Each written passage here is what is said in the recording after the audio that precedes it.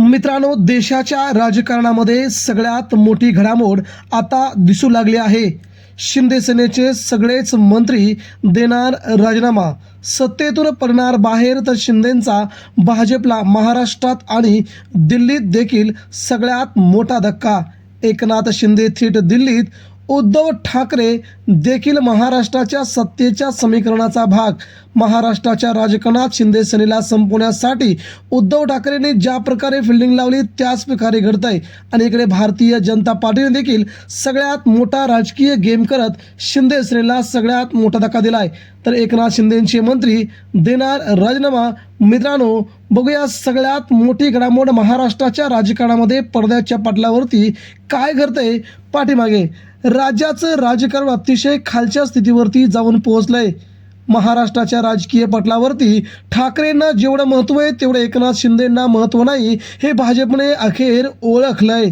आणि ओळखल्याच्या पाठीमागं भारतीय जनता पार्टीचे अनेक बडे नेते असले आहेत. यामुळे याच नेत्यांनी उद्धव ठाकरेंची ताकद ओळखली आणि एकनाथ शिंदेंना साईड बाय साईड करण्याचा प्रयत्न अखेर कालपासून महाराष्ट्रात सुरू झाला. एकनाथ शिंदेंच्या मंत्र्यांना भर सभेमध्ये मारणं, भर चौकामध्ये मारणं, इथपर्यंत भारतीय जनता पार्टीच्या नेत्यांची मजल गेल्याचं आपण पाहिलंय. शंभूराज देसाई एकनाथ शिंदेंच्या सातारा गावातील, सातारा जिल्ह्यातील पालकमंत्री, परंतु त्यांना फरफडत नेत सगळ्या पोलिसांनी त्यांना मारहाण केली. आणि इथेच मित्रांनो सगळी सूत्र फिरल्याची आपण पाहिलंय. एकनाथ शिंदेंच्या मंत्र्यांना मारणं, एकनाथ शिंदेंच्या मंत्र्यांना हात सुजस्तोर मारणं, या सगळ्या घडामोडी महाराष्ट्रामध्ये अतिशय वेगवान स्वरूपामध्ये पसरल्या. आणि एकनाथ शिंदेंच्या शिवसेनेच्या नेत्यांचा, मंत्र्यांचा, आमदारांचा संताप तीव्र झाला.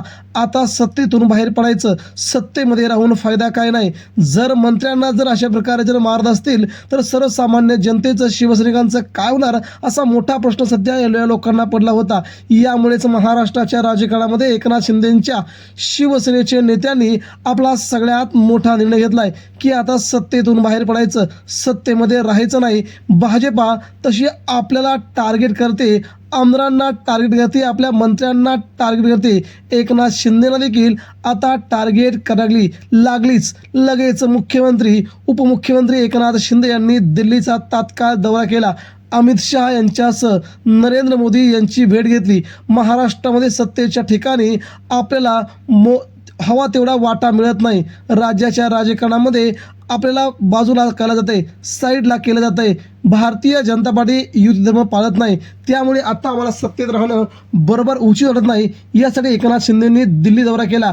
तिथे फडणवीस यांची तक्रार, भाजपच्या राज्यातील मोठ्या नेत्यांच्या तक्रारी वाचल्या गेल्या.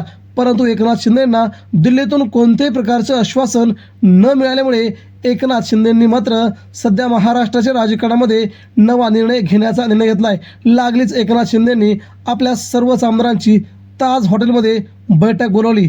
आमदारांच्या बैठकीमध्ये सगळे आमदार संतापले होते. आमदारांनी आपापली, एकेकाने आपली बाजू मांडण्यास सुरुवात केली. आमदार बोलत होते, मात्र बरेच नेते या सत्तेमध्ये आपल्याला राहायचं नाही, आपले राजीनामे देऊ, संतप्त स्वरूपामध्ये भाजपवरती चवतळून उठले होते. भारतीय जनता पार्टी खरी तिचा चेहरा आता समोर आलाय. मंत्र्यांना मारतायत, आपली कामं करत नाहीत, आमदारांना निधी मिळत नाहीत. या सगळ्या घटनांचा पाडा त्या ठिकाणी वाचला गेला. आणि एकनाथ शिंदेंच्या शिवसेनेने मात्र भारतीय जनता पार्टी विरोधात एकनाथ शिंदे शिवसेना अशा प्रकारचं राजकारण आगामी काळात महाराष्ट्रात पाहायला मिळेल असा पवित्रा घेतला.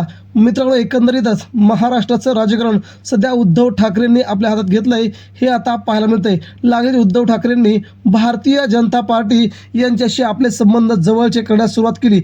एकनाथ शिंदे जसे दूर जात आहेत तसे उद्धव ठाकरे भाजपच्या जवळ येऊ लागले. म्हणूनच उद्धव ठाकरेंनी आणि आदित्य ठाकरेंनी लगेचच देवेंद्र फडणवीस यांची विधिमंडळामध्ये भेट घेतली.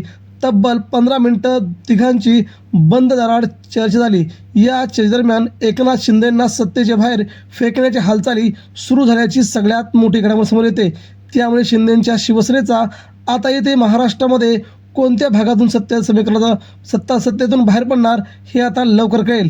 मात्र फडणवीस यांनी, उद्धव ठाकरे यांनी नवीन गेम करत फडणवीसांना आणि शिंदेंना वेगळं करण्याचा गेम झाला आहे. आणि इकडे मात्र शिंदेंची शिवसेना सत्तेतून बाहेर फेकण्यासाठी जोरदार हालचाली सुरू झाल्यात. यालाच म्हणतात राजकारण.